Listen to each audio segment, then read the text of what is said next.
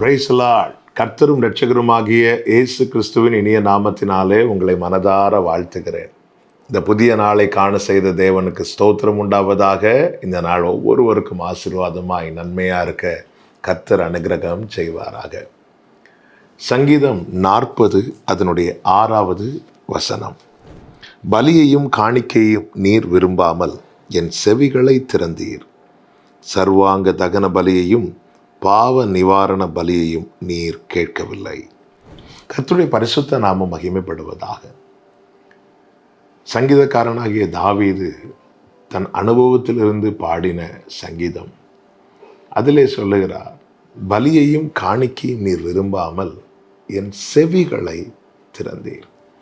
பலியையும் காணிக்கையும் கர்த்தர் விரும்பவில்லை என்று சொல்லும்போது அது செலுத்தக்கூடாது என்றல்ல, மாறாக பலியை பார்க்கிலும் கீழ்ப்படிதல் உத்தமம் என்று சாமுவேலை கொண்டு கர்த்தர் பேசியிருக்கிறதை நாம் வேதத்திலே பார்க்கிறோம்.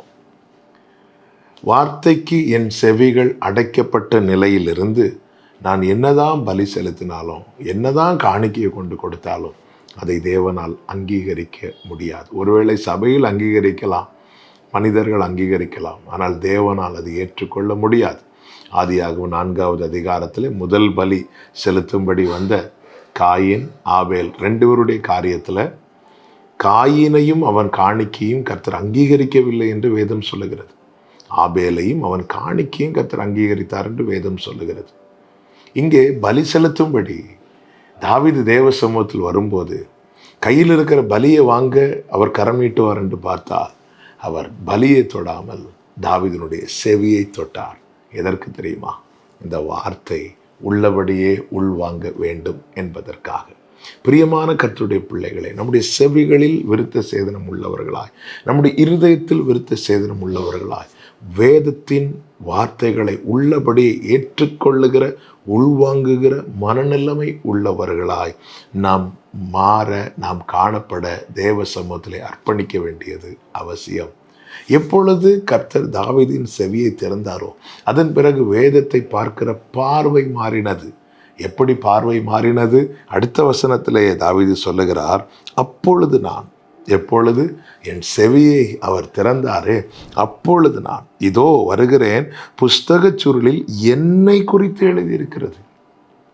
வசனத்தை உள்ளபடி உள்வாங்கும் போது ஒவ்வொரு வார்த்தையும் நம்மை குறித்து நமக்காக எழுதப்பட்டிருப்பதை நம்மால் உணர முடியும், அனுபவிக்க முடியும்.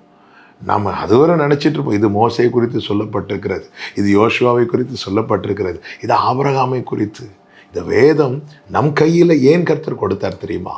நம்மை தேறினவர்களாய் அவருக்கு முன்பாய் நிறுத்த, எந்த நற்கிரியைகளையும் செய்ய தகுதி உள்ளவர்களாய் மாற்ற, ஒரு மனிதனை தேவனுக்கு உகந்தவனாய் மாற்ற, ஒரு மனிதனுடைய வாழ்க்கையை மிகவும் பிரயோஜனம் உள்ளதாய் கனி உள்ளதாய் மாற்ற கொடுக்கப்பட்ட ஒரே புத்தகம் இந்த பரிசுத்த வேதாகமம் மாத்திரமே. இதற்கு நிகரான புத்தகம் இதுவரை இல்லை, இனி வரப்போகிறதும் இல்லை. காரணம், இது ஆவியானவரே எழுதி கொடுத்த வார்த்தைகள்.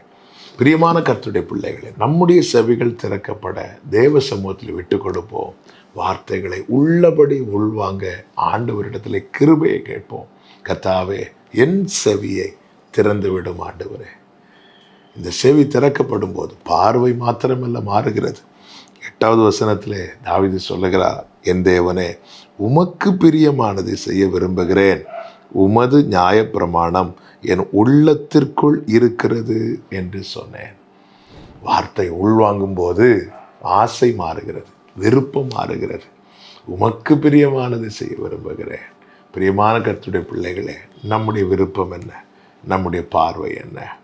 நமக்குள்ளே இந்த மாற்றம் இல்லை என்றால் நமக்குள்ளே வசனம் இல்லை என்ற அர்த்தம்.